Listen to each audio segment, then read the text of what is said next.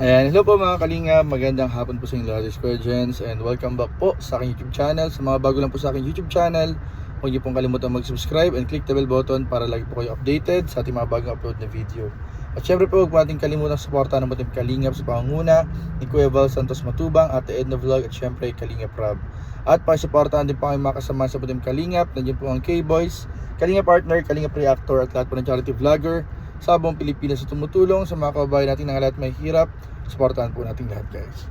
So kahapon mga kalingap, sabi ko nga, iisa-isahin po natin ang mga kalingap angel i-describe base sa ating obserbasyon at sariling komento rin mga kalingap.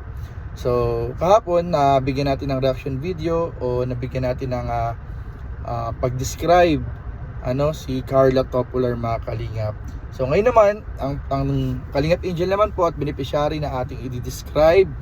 At kayo din mga viewers ay malaya pong mag-comment kung ano pong masasabi ninyo sa kanya, kung sang-ayon po ba kayo o meron kayong idadagdag na pagkaka-describe sa isang beneficiary.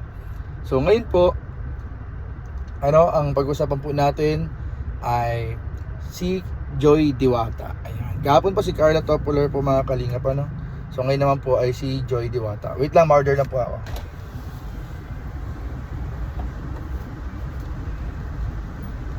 Good afternoon po. Welcome to Dolly Drive. From Taker of Plus. Yes po, isang yum burger po.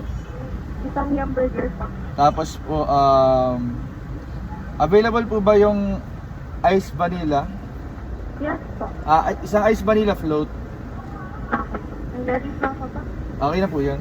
Isang yum burger, isang ice vanilla float. Apo. 131 minutes, na lang po. Okay po, salamat po. So ayun mga kalingap, dumaan lang tayo sa drive-thru ng Jollibee. So ayun po mga kalingap, ang pag-usapan po natin ay si Joy Diwata. Kasi si Joy mga kalingap ay, syempre hindi ko naman siya palagi din nakakasama. Unlike si Carla talaga madalas na tinakasama sa mga lakad ng barkada, sa mga travel. Si Joy Diwata ay nakasama lang din natin ay pag may mga event ang kalingap, nagkikita-kita, nagbabatian.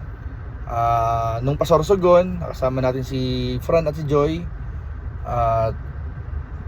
Kagabi sa birthday ni Jack, sa birthday po niya, andun si Joy.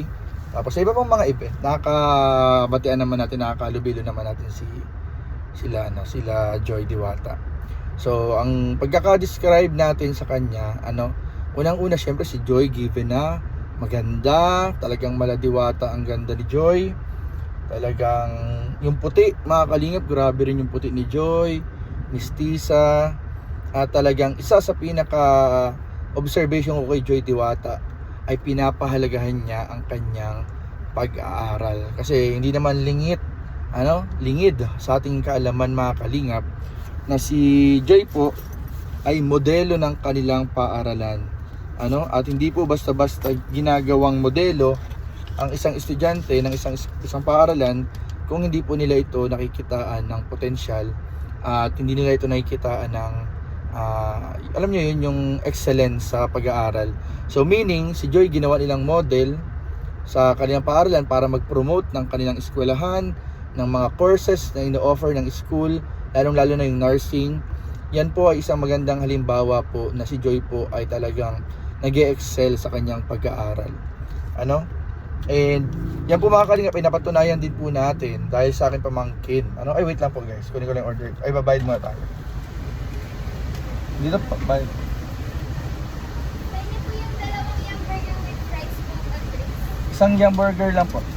Tapos po ice vanilla float. Isang ice vanilla. Apa. 131. Wait lang guys. Tuloy natin, wait.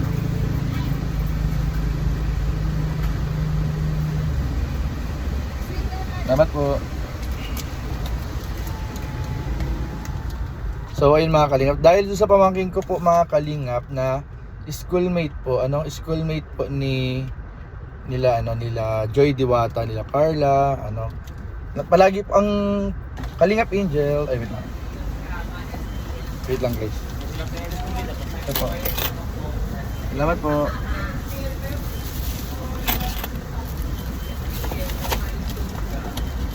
Yun guys. Ang Kalingap Angel na palagi po nila mga Kalingap na ano, ang Kalingap Angel po na palagi nakikita nung pagpamangkin ko sa kanilang paaralan, pag kinikwento po niya sa akin, ay walang iba kundi po si Joy. Sabi niya sa akin, Tito, talagang ang galing ni Joy, very active sa school, pag may mga event. Si Joy po yung kanyang madalas na ikwento na madalas niya nakikita sa mga activities sa school, palagi niya nakakasalubong sa school. So, meaning si Joy po talaga ay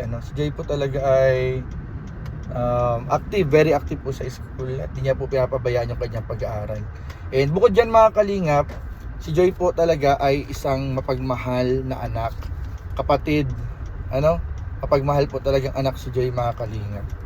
Wala naman tayong ibang masasabi po dyan pagdating dyan, talagang proven and tested na po yan mga Kalingap.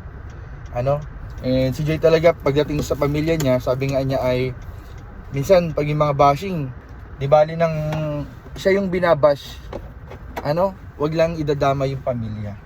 So lahat naman ng Kalingap Angels and kahit kami sa Kalingap, sa K-Boys, sanay na kami sa bashing, sanay na kami sa mga issue minsan. Wag lang talagang lalampas sa limitation yung mga bashers na wag lang idadama yung pamilya, kasi pag usapang pamilya na, iba talaga yan mga Kalingap.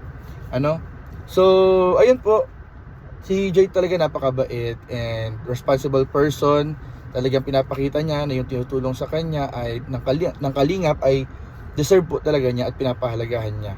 Yung respeto niya kay Kalingap Rob. Ay wait lang po guys. Sir, 1,000 lang po. 1,000. Apa. Pagas naman tayo guys mga Kalingap. Pagas tayo. So ayun po mga Kalingap, bukod po doon mga Kalingap, si Joy po ay talagang sabihin natin na silang dalawa ni Fran ngayon po ay talagang mutual understanding. Nakikita naman natin mga Kalingap sa mga videos, sa mga Facebook, madalas silang lumabas at marami silang pinagkakasunduan talaga. Actually, nakakatuwa si Joy at Fran din kasi simple lang sila.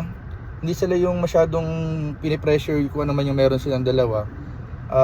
Talagang tawag yan, talagang marami silang pinagkakasunduan po mga Kalingap sa mga bagay-bagay. And talagang inaalagaan naman ni Fran si Joy, and gayon din yung pag-asikaso rin at alaga ni Joy kay Fran. Po? And ano pa ba? Si Joy po napaka-approachable. Sa una lang kapag hindi niyo pa siya nakaka-close talaga, medyo syempre pinapakaramdaman din niya yung tao na makakasalamuha niya, lalo na kung first time, pinapakaramdaman niya. Pero kapag madalas na po kayong nakakausap ni Joy, nakakwentuhan, nakakasama, lumalabas na rin yung kanyang kakulitan at talagang napakabait, approachable na tao. Wait lang po. Ay, sir, dito po sir. Last card po sir. Ayun po mga Kalingap, napaka-approachable, humble, and si Joy talaga yung isang Kalingap Angel po na nagpapakita talaga ng pagpapahalaga sa mga tinutulong po ng Kalingap. So ayun pa, napakarami ko pang pwedeng sabihin mga Kalingap na katangian nila. And for the meantime, yun na muna. And kung may dadagdag po kayo, very open po yung comment section.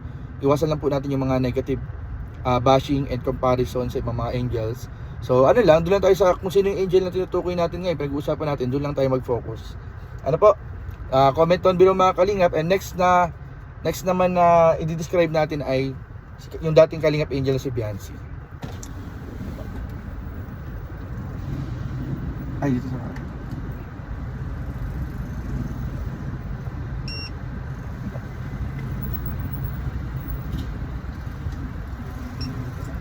ayun sir. Sige pa sir. So ayun po mga Kalingap, sunod natin si Biancy mga Kalingap, dating Kalingap Angel si Biancy, kasi kahit naman po may mga nangyaring issue po ay actually si Biancy naman po mga Kalingap ay kung sa pagiging Kalingap Angel po niya ay marami rin pong natuwa, marami rin pong nagmahal kay Biancy. So iwasan po natin yung mga negative pong komento dito, iwasan po natin yung mga tawag dito, pangbabash, po. So lang po tayo mga Kalingap, love lang tayo, kahit na may mga nangyaring pinagdaan ng issue po mga Kalingap. So yun lamang po, and maraming po salamat sa inyong panonood. Please don't forget to like, comment, share, and subscribe sa ating mga video. Maraming po salamat. God bless. Bye.